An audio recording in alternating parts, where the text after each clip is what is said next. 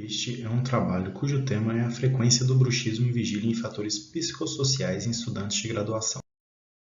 O conceito, a etiologia, a fisiopatologia e o controle do bruxismo são constantemente atualizados na literatura. De acordo com a última atualização do Consenso Internacional em Bruxismo de 2018, o bruxismo desperto em vigília é definido como uma atividade muscular, mastigatória, semivoluntária e não funcional, enquanto o paciente está acordado, caracterizada pelo contato repetitivo ou sustentado dos dentes ao apertar, encostar ou segurar, tensionar a mandíbula na mesma posição. A prevalência do bruxismo varia muito entre os estudos, podendo variar abaixo de 5% até mais que 90%. Isso se deve provavelmente pela falta de um diagnóstico padronizado. Estudos epidemiológicos vêm mostrando uma taxa de bruxismo em vigília de 22% a 31%. No entanto, em populações mais jovens, o comportamento pode ser ainda maior, afetando de 40% a 50% dessa população.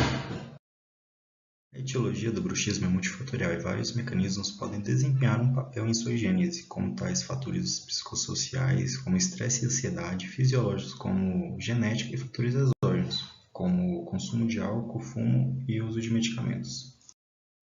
Devido aos poucos trabalhos relatados na literatura sobre os métodos de avaliação momentânea, este estudo tem como objetivo avaliar a frequência do bruxismo em vigília por meio dessa avaliação momentânea, baseada em aplicativos de smartphone, e correlacionar esses dados com níveis de ansiedade, estresse e qualidade de vida relacionado à saúde bucal.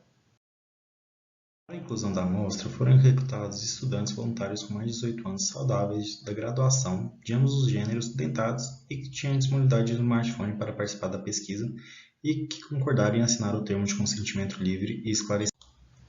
70 voluntários preencheram os questionários e concordaram em participar da pesquisa, porém, 20 foram excluídos por não usarem o aplicativo. Desses 50 restantes, 13 foram excluídos por não usarem o aplicativo da forma correta, não respondendo o mínimo de alertas ou dias, tendo como amostra final 37 participantes.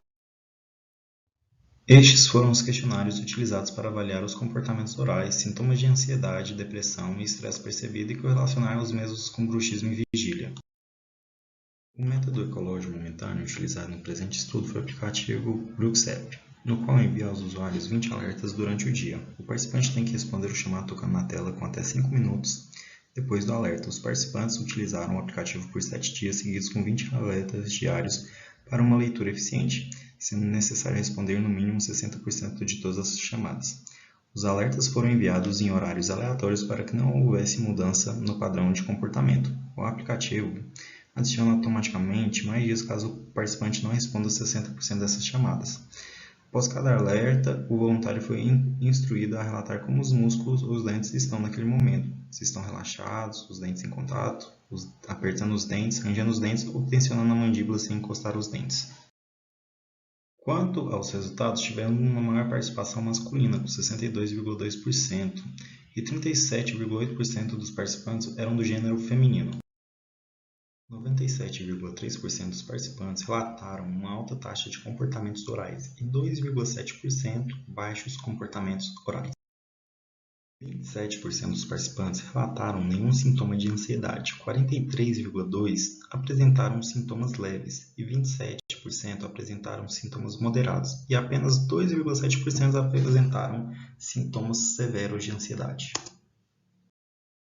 56,8% dos participantes não apresentaram nenhum sintoma de depressão, 27% apresentaram sintomas leves e 16,2% apresentaram sintomas moderados. Nenhum participante apresentou sintomas severos de depressão. Nenhum participante apresentou baixo estresse percebido, a maioria apresentou moderado estresse, 91,9%, e apenas 8,1% apresentou alto estresse percebido. A frequência média dos diferentes comportamentos de bruxismo e vigília usando avaliação momentânea foi de 23,81%, tendo como comportamentos mais frequentes maxilares contraídos e dentes em contato. Nesse estudo, tivemos uma prevalência semelhante a outros estudos com características amostrais semelhantes, como o de Bratt, que foi 28,3%, e Câmara-Souza, 38,4%. No teste exato de Fisher, mostrou que não há uma associação entre gênero e diagnóstico prévio de TTM, ansiedade, depressão e estresse percebido. Também não mostrou associação entre comportamentos orais e sintomas de ansiedade e depressão, e entre estresse moderado e alto comportamento oral. Já a correlação de Rowe e Spearman mostrou correlações positivas entre sintomas de ansiedade, depressão e estresse percebido com comportamentos de bruxismo como apertar e ranger os dentes. Como mencionado anteriormente, os resultados obtidos apresentaram uma frequência média de bruxismo e vigília de 23,81%, dentro do intervalo encontrado em outros estudos com características amostrais semelhantes. Também houve correlações positivas entre sintomas de ansiedade, depressão e estresse percebido com comportamentos de apertar e ranger os dentes. E futuros estudos devem ser encorajados para verificar os fatores que influenciam os comportamentos bucais em vigília.